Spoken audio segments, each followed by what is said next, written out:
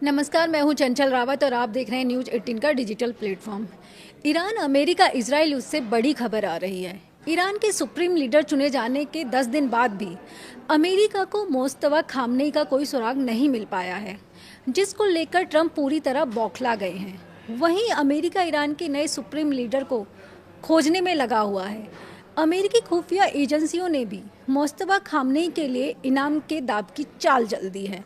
वहीं अमेरिका के राष्ट्रपति डोनाल्ड ट्रंप ने भी मोस्तफा को लेकर कई अफवाहें भी उड़ा दी हैं। हो सकता है कि मोस्तफा खामनेई की मौत हो गई हो। हालांकि ईरान ने इस दावे को पूरी तरह खारिज कर दिया है।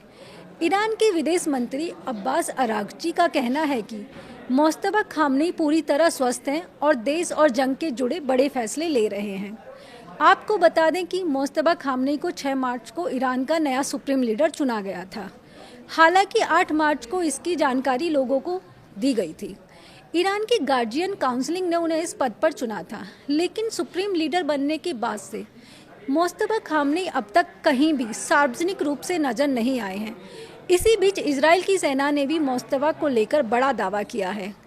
इजराइल की सेना के अनुसार 9 मार्च को हुए एक हमले में मोस्तफा खामनेई घायल हो गए हैं, जिसके बाद उन्हें तुरंत किसी सुरक्षित जगह पर ले जाया गया है। अमेरिका ने कहा है कि जो भी उनके बारे में सही जानकारी देगा उसे इनाम दिया जाएगा। वहीं अमेरिकी सेना ने भी मोस्तफा खामनेई को अपनी हिट लिस्ट में डाल दिया है। अमेरिका की कोशिश है कि वह जैसे पहले उनके पिता अली खामनेई को निशाना बनाया गया था, वैसे ही जूनियर खामनेई को भी टारगेट किया जाए।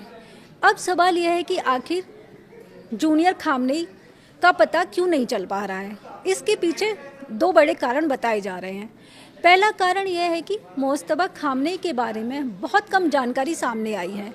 8 मार्च को ईरान के सुप्रीम लीडर बनने के बाद भी उनके बारे में ज़्यादा जानकारी को सार्वजनिक नहीं किया गया है। उनके साथ कौन लोग रहते हैं और वो कहाँ हैं और क्या कर रहे हैं, इसकी जानकारी अभी भी अमेरिकी खुफिया एजेंसियों के पास नहीं है। इसी वजह से अमेरिका की एजेंसियाँ उन्हें दिन रात ढूंढने में लगी हैं और उनके बारे में जानकारी देने वालों के लिए इनाम भी घोषित किया गया है। इसके उलट अगर अली खामनेई की बात करें तो उनके बारे में पहले से ही काफ़ी जानकारी सार्वजनिक थी।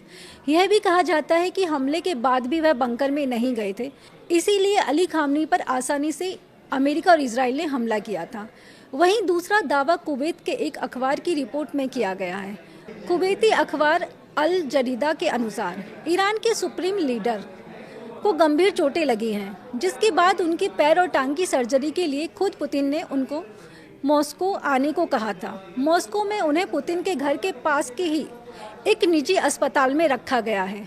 रिपोर्ट्स में कहा गया है कि उन्हें रूस के एक सैन्य विमान से मॉस्को पहुंचाया गया, जहां उनका इलाज चल रहा है। फिलहाल खामनेई कहाँ है, इसको लेकर अभी तक सस्पेंस बना हुआ है।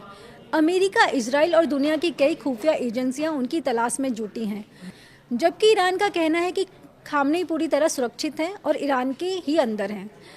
अब देखना ये होगा कि आने वाले दिनों में मोस्तफा खामनेई के बारे में क्या जानकारी सामने आती है। फिलहाल इस खबर में इतना ही। ऐसी ही बड़ी खबर और अहम खबरों के लिए देखते रहिए न्यूज़ 18 राजस्थान। धन्यवाद।